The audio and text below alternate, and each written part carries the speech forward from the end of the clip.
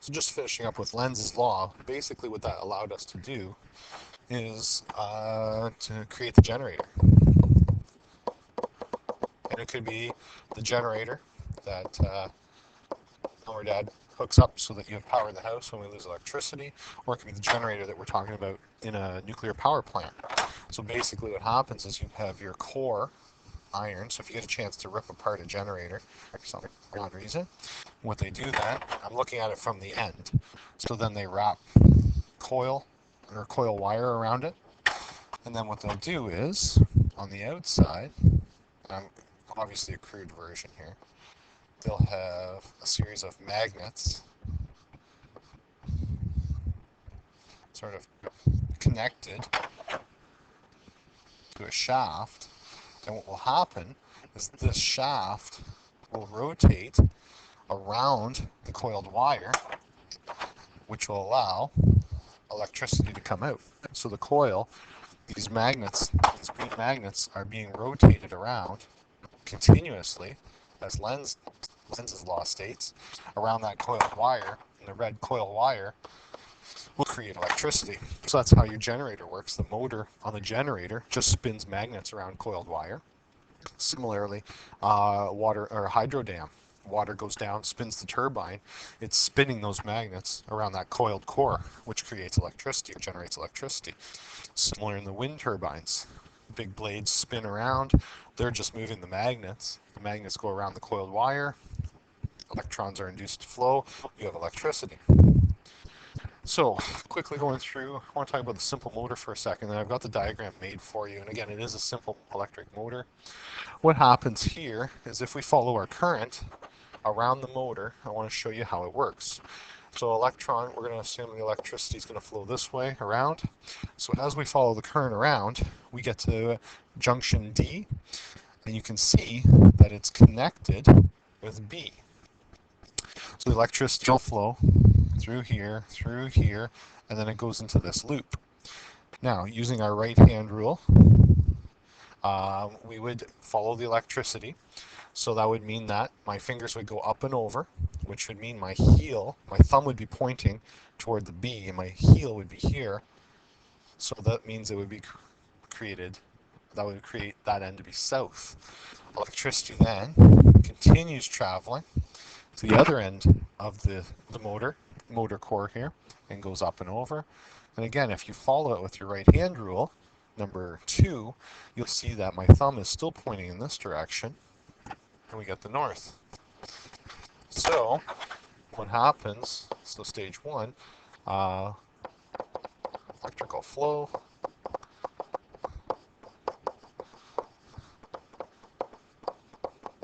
causes motor core to be magnetized.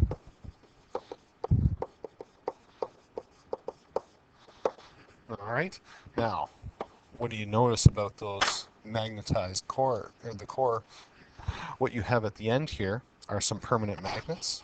So here you have a permanent magnet, oops, and here you have a permanent magnet, and they're north and south.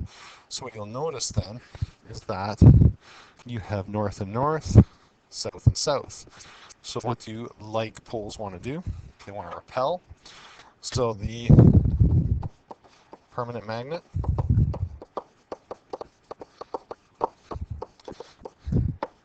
and core want to repel. So 3, core is rotated. Core rotates. So that means that middle piece, it's basically on a, here's your drive shaft right in the middle here.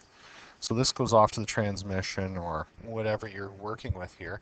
And this whole device, because the repulsion is going to rotate in this direction, it spins, which spins your drive shaft in the middle, which creates the ability to move. Okay. What happens in the next stage? Stage 2. Current is still flowing in this direction. And as we follow it around, you'll notice that the half moon shaped B is rotated halfway, so we're at the other end of it now. So electricity is still flowing in the same direction, which means that this is going to be south, this is going to be north. Okay, so rotation continues, no change in poles. All right, nothing's changed at this point, still have the same north and south poles. What's the difference this time? Well, what's happening here? We have attraction, so it's continually pulling or rotating that center piece in the clockwise direction. So now there's attraction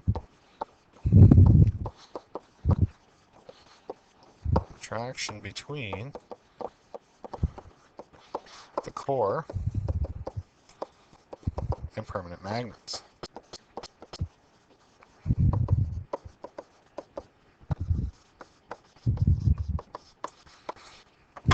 Right?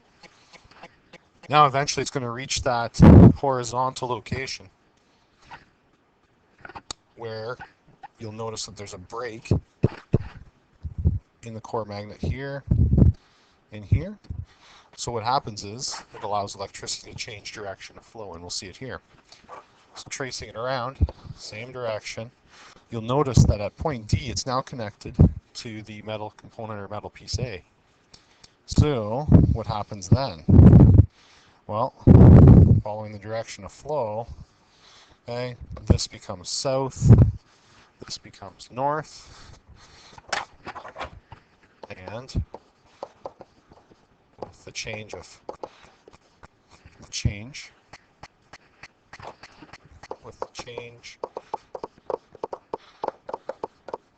from connecting to B now to A, the core poles will switch. Therefore, the process repeats. So there's how your electric motor works.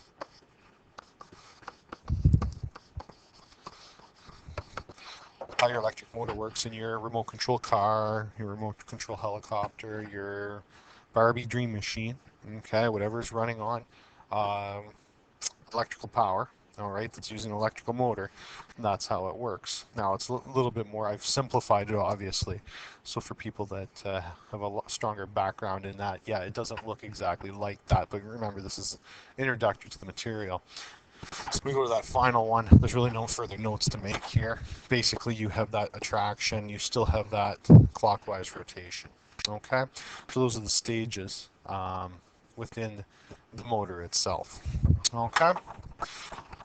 Last thing I want to talk about in the note, something very, very quick, talk about hydroelectric dam, how it works. So basically, what they do is they tunnel and create alternate water pathways.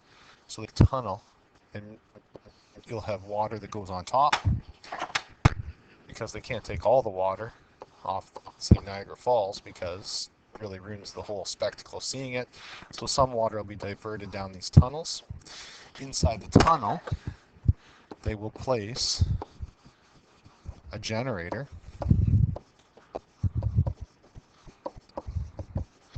And what does that generator do?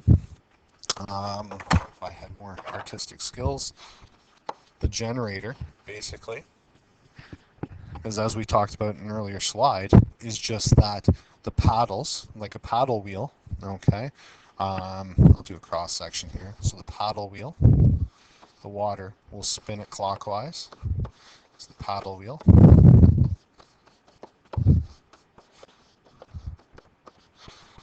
All right, we'll spin clockwise.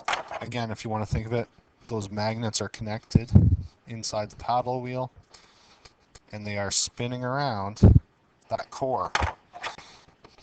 And that core, again, is looped with copper wire. So as those paddle wheels spin, or causing the magnets to spin around the coil, we get that electrical flow. Okay, and that's kind of a brief synopsis here. The homework here is at the bottom. I have a couple of links that you can take a look at too, that talk about electric, but that gives you this kind of the base knowledge that you need to get through this material.